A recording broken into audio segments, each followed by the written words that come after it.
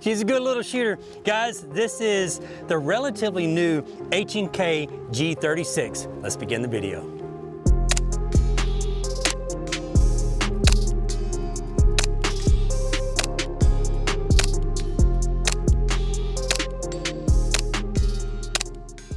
In 2025, H&K decided to make a plinker out of their G36. And if you know anything about the G36, it's a pretty cool machine gun. It's been used in a lot of different applications. It's used in over 40 countries and over 250,000 of them have been made since 1997. But the G36, the original, is chambered in 223-556, and this one is chambered in 22 long rifle. This one cost about $600. The other one, if you can find a civilian model, will cost you between $8,000 and $12,000. And I recently picked this up and I've shot probably about 400 or 500 rounds through it. And you're gonna have to excuse me, I'm gonna have to load a magazine while I talk. But it has functioned great. I've put about 400 to 500 rounds through it, just using some CCI standard ammunition, and it hasn't given me any problems. When I review a firearm or talk about a firearm, I want to mention a couple of things, okay? One, is it accurate?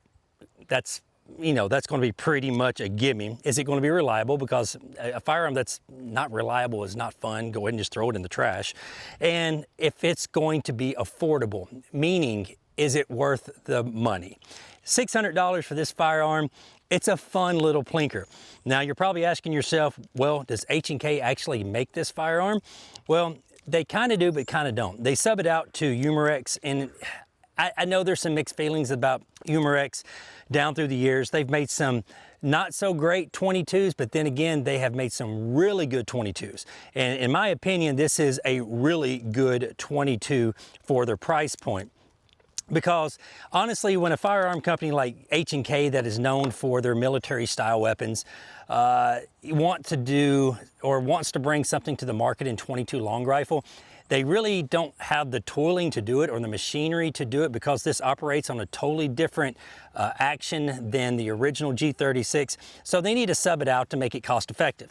But I've got a 20 round magazine. This firearm can be bought with a 10, 20, or 30 round magazine. Let's just do some more shooting. I don't know if I can hit that 4-inch plate way out there at 100. That sun is kind of hitting it kind of fun. You can barely see it. All right, second shot.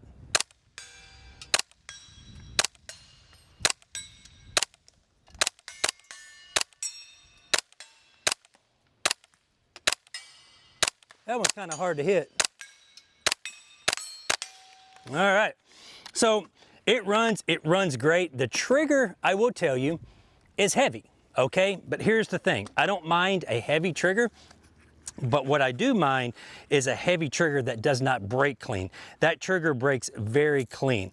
I'm gonna load up some tracers here. We'll shoot a few tracers, but most everything on this firearm is compatible or you could put it on a 223 model G36, the stock, the rail, and also the handguard. In the early 90s, they started developing the G36, and it wasn't until 1997 till they actually introduced the G36 to the public.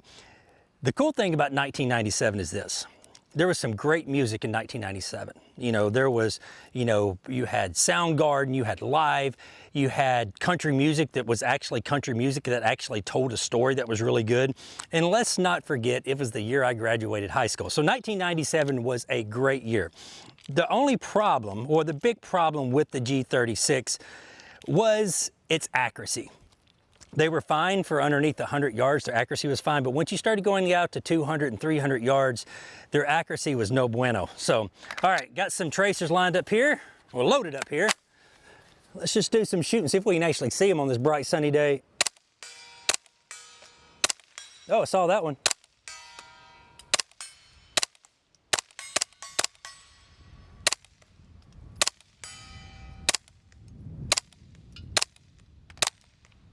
Yep, those tracers didn't light up great, and plus it's very, very sunny. This firearm has become quite popular to video game players. My buddy told me that he plays this game, which I don't play video games, but he plays a game called Stalker 2, and they have this gun there, but they call it the G37. And he sent me a picture of it, and I was like, man, that looks exactly like the G36. So this firearm weighs 5.5 pounds. The original in 223-556 weighs about 8 pounds. So this one is much lighter.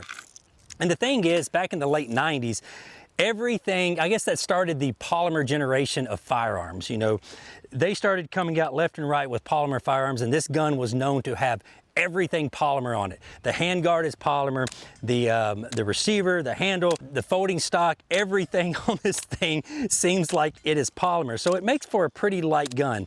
It does have a rear and front sight, so if you did not want to mount an optic on there, you didn't have to.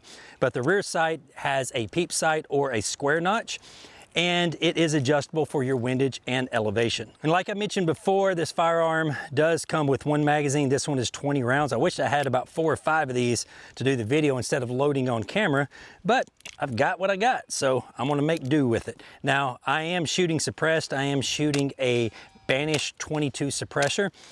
I love the Banish 22 suppressor. It's quiet, eliminates the first round pop, and it's extremely light, and it gets the job done. So, all right, what can we do? I want to try that 4-inch plate again out there at 100.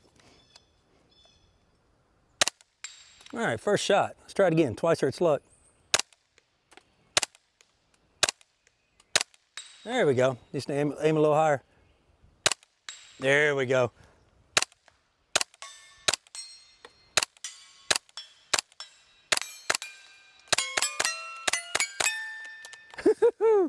All right, so it shoots good, it shoots fine, and a lot of people don't kind of get into these replica guns in 22 long rifle. I particularly do because, heck, I'm 22 plinkster, that's what I do.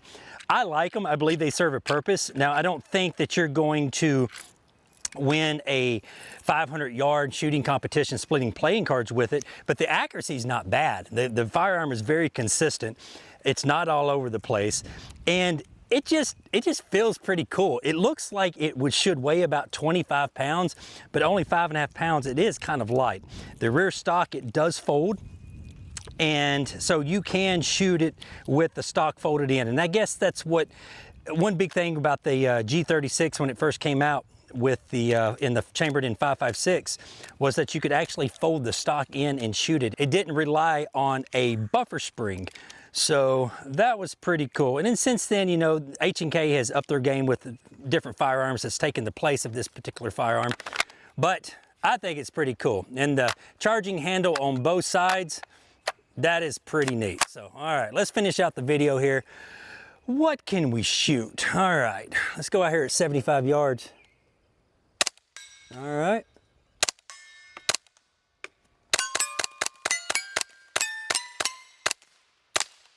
Now I forgot, since this rail is extremely tall, my sight to bore ratio is way off when I'm shooting close targets like this. So if I'm shooting at 40, 45 feet, I've actually got to aim about 2 inches above the target. But it is a fun little plinker. It has been 100% reliable to me. And it is a piece of 90s history that is pretty awesome. Since I'm a child of the 90s, I think it is a very cool firearm. Guys, if you have any questions about this setup, please put them in the comments below. Until next time, y'all be safe and keep plinking.